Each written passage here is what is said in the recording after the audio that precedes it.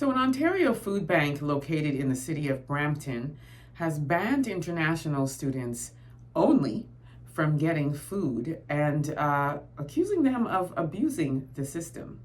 Take a look. We were kind of overwhelmed by how many groups were showing up day after day. If they're going to multiple food banks and they're hitting up the churches, this is now a matter of abuse. But is it a matter of abuse, or is it a matter of need?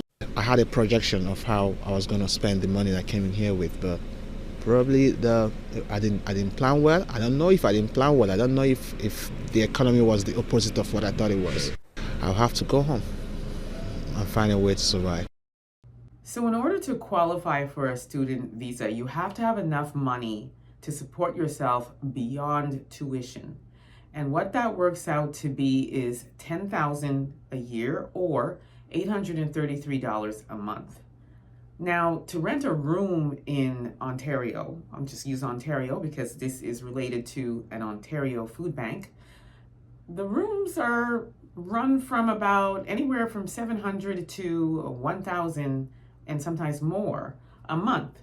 So then you have to think about food, you have to think about toiletries, you've got to think about school supplies. So the expenses can run way more than $10,000 a year.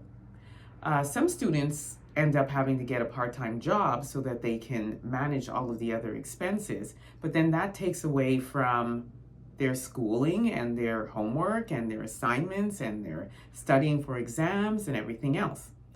So food banks are something that students rely on.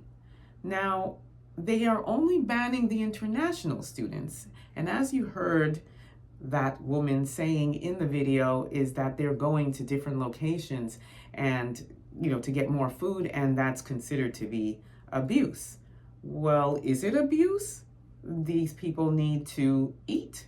And as you can see, one of the Nigerian brothers that was speaking, who happens to have a wife and child, came to get food and was turned away. So why only the international students?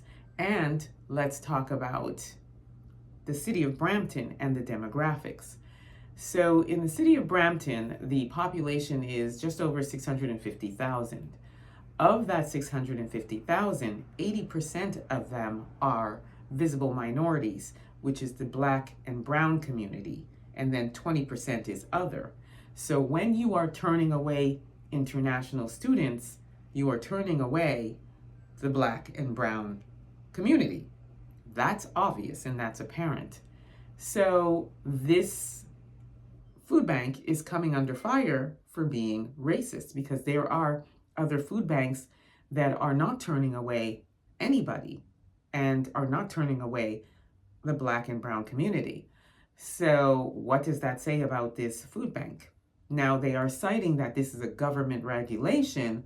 I've done some research and I've not seen any other food banks turning people away and also putting out that big white sign that says no international students. So let me know what you all think. Is it racist? I believe it is. And I will keep following this story to see what's going on with this particular food bank. Let me know what you all think. Don't forget to like and subscribe. Also subscribe to my YouTube channel, EA Public Relations. Until next time, please be safe, everyone. Peace be.